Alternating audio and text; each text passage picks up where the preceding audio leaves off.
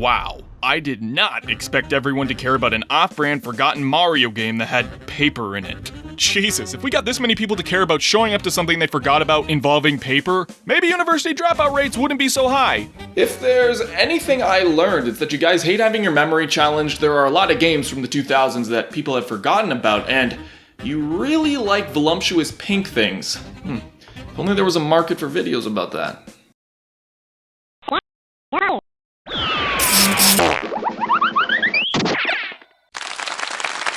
This game as a kid. Yeah, let's jump right in. Kirby's Air Ride was released in 2003 with mixed reviews and middling sales. Not only was it one of the Kirby series' most disparaging titles, it was a kart racer about a character that jumped and sucked. Two things I'm good at, mind you. However, it couldn't have picked a worse time to be released. The Gamecube wasn't selling well already, and it had the gall to release the same year between F-Zero GX and Mario Kart Double Dash, objectively the best in the series. It's like you're trying to sell ice cream in the winter to cows that are lactose intolerant. Hey, do you happen to have pistachio?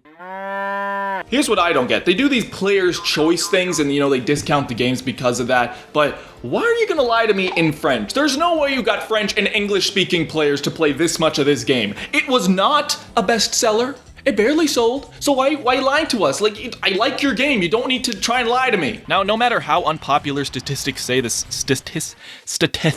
fans far and wide praise this game for its unique take on racing, and of what little game there is, it's fun. I suppose that is the weakest part about this game. It's a busted nut. It's there, it's great, but boy do I wish it lasted longer. Much longer.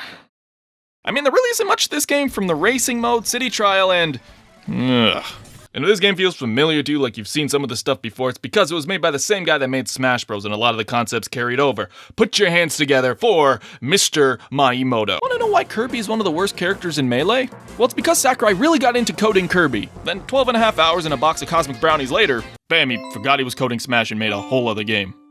That's okay, the only move Kirby has in Smash anyways is a jump and down B.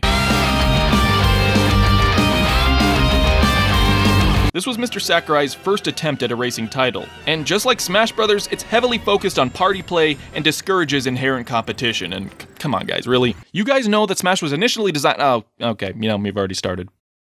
If y'all remember, I did a video on the topic of Kirby and how he was designed, and in it I touched on this conceited little theory called Kirbyism.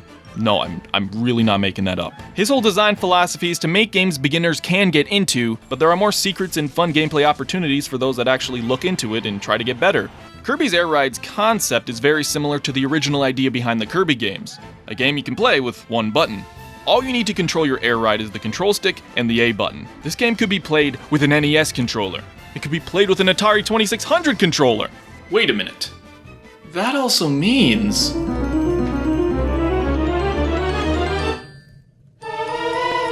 Nope.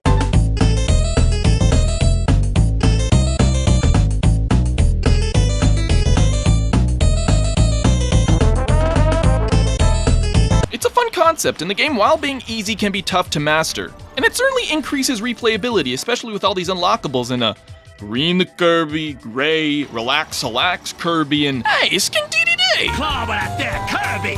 There's also a bunch of weird air rides you can choose from that change up how they control, whether that means speed for less control, slower ground speed for top air speed, or experience what I can only imagine is like driving your favorite anime. I gotcha.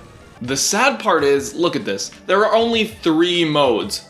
3 modes in the whole game. Actually, I lied. It's like, your combo and then a side of coleslaw. That is the game. Because this top-down racing mode is like a Mario Party minigame, and I think I'd rather play the RC racing one than this. Grab bag 2, I'd rather grab Luigi's ass. I'd rather be with you, yeah. The main mode is your run-of-the-mill racing with time trials and challenges and unlockables, except there's no Grand Prix, and how are you supposed to get me hard if you don't even want a Prix? But the real reason anyone plays this game is city trial. Put the place up.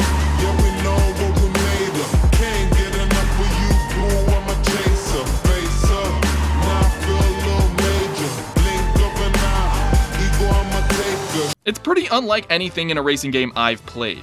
You're essentially thrown into this sandbox and given 5 minutes to upgrade your ride, collect power-ups, explore, and get thrown into a race, battle, or challenge to test your might. Except if you happen to get lucky and you pick the wrong machine, you're not gonna have a fun time. This is not fair. And it's really fun to explore this area while trying to find the best ride. This is where the game has tons of replayability and is a blast with friends. I remember me and my sister used to play this in free run, and we'd just have a turf war and steal each other's rides. It was just one of those things you did as a kid, you know? There was no goal, you just hang out in Kirby's Air Ride. And this shit is still fun today. I love trying to unlock all these little blocks and getting the high score on stages. There's also hidden air rides you can get in City Trial that are just OP. I mean, really. Remember in Brawl they had this Dragoon thing? Well, that's from this game. And this is like the best thing ever. It flies forever. So we're gonna try our best to get it. It's actually pretty hard because they only come in these red boxes, and where these red boxes appear are random, and if they're in those red boxes is also random. I only got 5 minutes, so let's go. Alright, I got lucky. I got one piece, not a lot of time left, but I believe! Alright, that's 2. No, I think we have enough time to do this. Wait, what's that song? But when you're finally blessed by the RNG gods, and thank you guys. No problem, Relax. Stay in school. I really won't. But we finally got it, the Dragoon. Most OP machine in the game. I mean, look at this shit, I can fly anywhere. This is what people probably think being white is like. This mode has tons of replayability, and honestly, I found myself playing it for hours. Even if it's just this, it's so fun to try and get these legendary machines, you know? You fight for first place in different modes and trying to lock all the new stuff. Like I said, DDD and Meta Knight are in this game. You guys are a couple years early for Brawl, let's just have a race. Honestly, Sakurai did it backwards. He sought out to make a non-competitive game that's competitive. One of the most popular, least profitable types of games, he decided to remove its main appeal of competitiveness. Or at least try to. I just can't wrap my head around it. It's like he's trying to make a whole different game.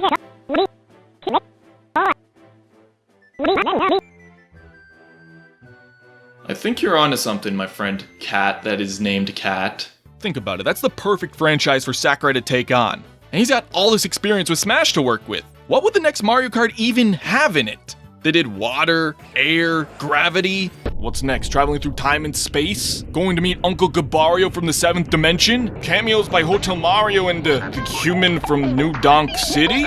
Come to think of it, Mario Kart 8 had DLC of characters not in Mario. Link, Villager, the Inkling? It almost gets you thinking. The obvious not baseless conclusion? Super Smash Kart. Yeah, Super Smash. All the Nintendo characters in Kart. I could get in. Get in there! Characters with unique driving styles and shit that emulates how they appear in their games. Just like how the Kirby Air Ride machines have different traits to them, imagine this on a more diversified scale with many more characters. Each character could have a unique thing to their machine, like Link riding Epona, Mario riding Yoshi, Fox on an R-Wing, Chicken on the Rocks! All in all, that's Kirby's Air Ride. It's a fun game, there's a lot of fun to be had, but at the end of the day, there just isn't enough.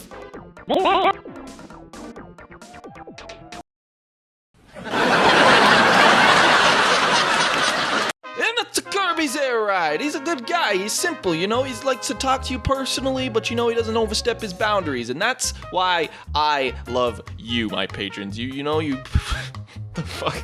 Thank you guys for patroning every month. The $1, $5, and $10 tiers. We've been having much fun in the Patreon server, and I'm glad to get to know a lot of you.